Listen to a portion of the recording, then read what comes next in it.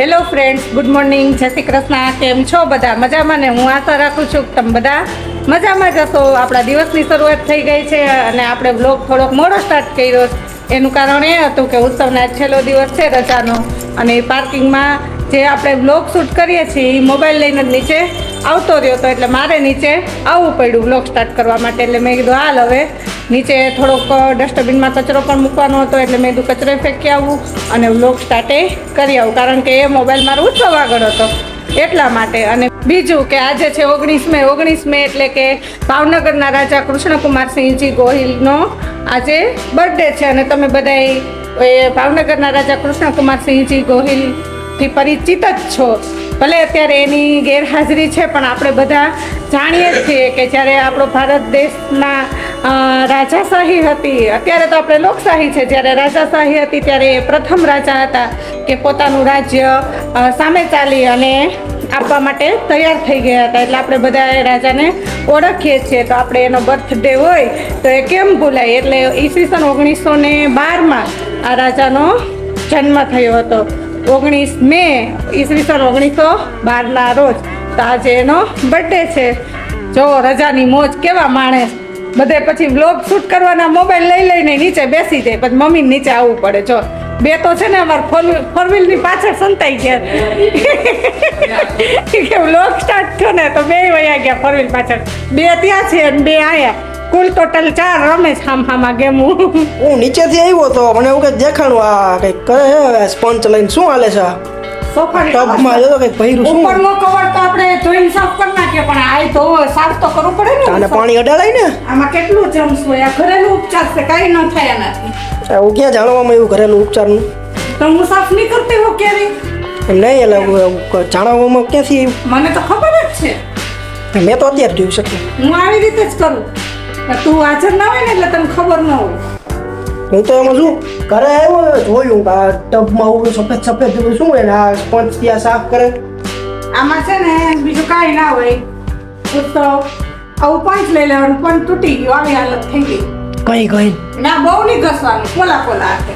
અને પંચને છે ને સાવ પાણીમાંથી આવી રીતે સોફા સાફ કરવાના. આપણે ઉપર તો કવર તો હતું ઉપર. આપણે ઉપર કવર હોય, સાઈડમાં તો મેલું થાય ને. ઉપર સાફ કરસ. ઉપર કરું છું, સાઈડમાં કરું. અને ઘરે આપણે આવી રીતે કરી લઈએ ને એટલે ખર્ચો બચી જાય. અને કાંઈ આમાં સોફાનું કવર આ કર્યા પછી ઢીલું કે કાંઈ થતું નથી. હું તો દર વખતે આવી રીતે જ કરું છું. અને આમાં જો પેલા છે ને ટબમાં સફેદ ઓલું પેલા આમાં ચોખ્ખું પાણી ભરી લીધું ને, અને પછી કપડાં ધોવાનું જે આપણે વોશિંગ મશીનનું લિક્વિડ હોય લિક્વિડ, અથવા તો શેમ્પૂનો ઉપયોગ કરી શકો. અમે લિક્વિડનો ઉપયોગ કર્યો. અને એની અંદર થોડુંક વ્હાઈટ વિનેગર નખાય, અથવા તો જે સોડા આવે આપણે ખાવાના એ પણ નાખી શકીએ. પણ મેં અત્યારે ખાલી વિનેગર અને લિક્વિડનો ઉપયોગ કર્યો. અને પોચું પંચ, અને પંચથી છે ને સાવ પાણીને નિતારી લેવાનું. અને પછી પોલા હાથ આવી રીતે વેલ્વેટના સોફા હોય કે કોઈ પણ સોફા હોય કાંઈ ન થાય. અને પછી પાછું ધોયેલું કપડું લઈ અને લૂછી નાખવાનું. અને પછી પાછું એક વખત કોરું કપડું લઈને જોતું. વિચાર કરી ઉત્સવ કેટલો કદડો. એવડી માથાકૂટ કરે. માથાકૂટ એટલે આમ તું જોતું કદડો જો કેટલો નીકળ્યો. આપણને દેખાય નહીં આમાં ઉત્સવ કેટલા જમ્સ હોય. એમાં બધા આપણે બેસતા હોય અને મહેમાન આવીને બેસતા હોય, એટલે આપણે સાફ કરવું તો જરૂરી છે. ચાલો કાંઈ વાંધો, સાફ કરી લે તો હું હાથ પગ થઈ લઉં. હા, આવી રીતે કોઈને સોફા સાફ કરવા હોય તો કરજો, કાંઈ થશે નહીં. જો આપણે ભારતીય બેઠકનું રિઝલ્ટ મેં ધોયું ને, એ ભારતીય બેઠક એ પહેલાં તમને બતાવતા હું ભૂલી ગઈ. એટલે ઉત્સવ હતો નહીં કરે, એટલે હું મારું કામ કરવા માંડી હતી. તો તમને ખબર પડત કે પહેલાં કેવું હતું ને અત્યારે જો કેવું થઈ ગયું. ખબર મસ્તી ઉત્સવ કેવું લાગે? મસ્ત થઈ ગયું ને વ્યવસ્થિત, એકદમ ચોખ્ખું ક્લીન. અને આને 2-3 કલાક સુકાવા દીધું. જેમ બને ને એમ વધારે સુકાવા દેવાનું. સાવ સુકાઈ જાય, કારણ કે કાપડ વેલ્વેટ હોય એટલે સાવ સુકાવા દેવાનું. હવે આ કવર આપણે ભેગું ધોઈ જ નહીં ખૂટું. એટલે મેં કીધું લાવો હવે હું પાથરી દઉં અને આપણા વ્યુઅર્સને બતાવી દઉં જોવાનું રિઝલ્ટ કે ખોટું નથી. અને કદડો પંચને એકદમ નીચોવી અને ફેરવતી ગઈ. પછી ભીનું કપડું કોરું કરીને પછી પાછું કોરું કપડું એવી રીતે કર્યું. અને પાણી એકદમ ક્લીન હતું ને તો પાણીમાં કચરો દેખાય આપણને. એટલે એના રિઝલ્ટ સરસ છે. હાલો છે ને એક તો ગરમ ઢોસા બનાવવા. હમણાં તો બહુ આરસુડા થઈ ગયા. ખાવું છું હમણાં કાંઈ બનાવતા નથી કરે, ગરમીને હિસાબે આળસ થાય. ઈચ્છા થાય ને વળી બહાર ખાઈ આવતા હોય. એટલે છે ને ઘરે જ બનાવે. વિજય એમ કે ઘરે બનાવીને તો વધારે મજા આવે ખાવાની. શું કે ઘરનું આપણે બધું ચોખ્ખું હોય. તો મસાલો બને આપણે ઢોસાનો અને બે ચટણી રેડી થઈ ગઈ.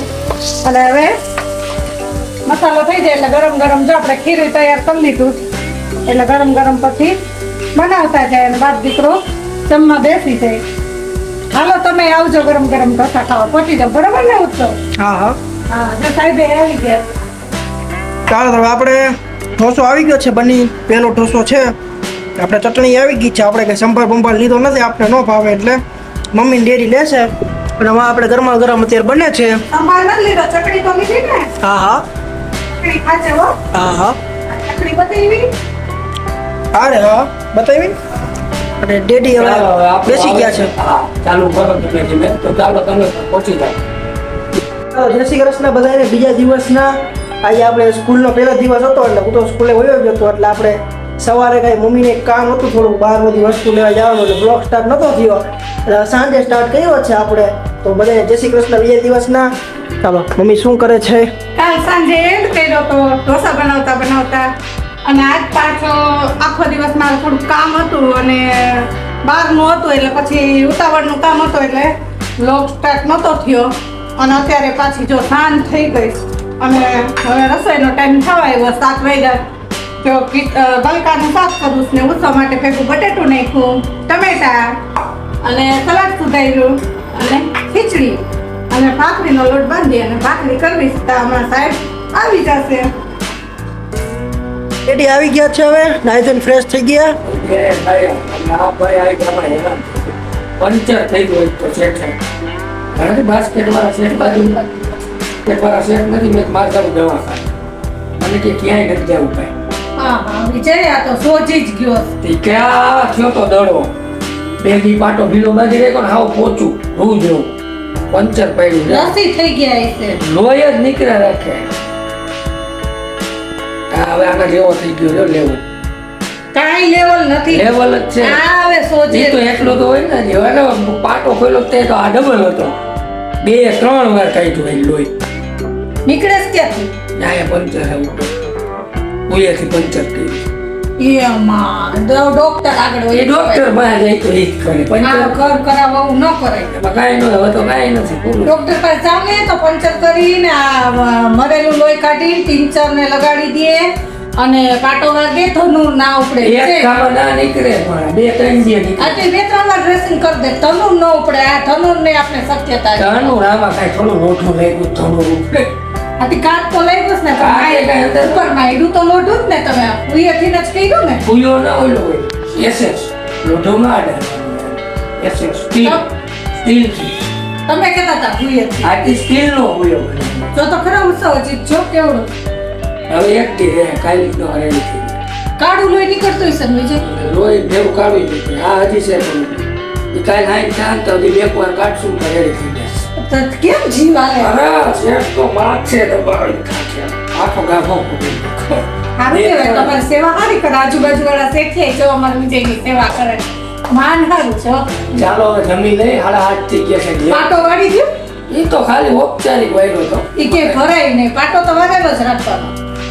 દુખતું હશે ને વિજય? દુઃખે તો કરી લવકારા છે ને. હવે લવકાર ને પેલા થતા એ નથી બહુ ઉપર રાખો. આવે ઉપર આવે. ચાલો ઉત્સવ ચાલો જમી લે. આજથી સ્કૂલ ચાલુ ને? હો એ ધોમ તડકાની મારા દીકરાનું ચાલુ થઈ ગઈ. સરસ.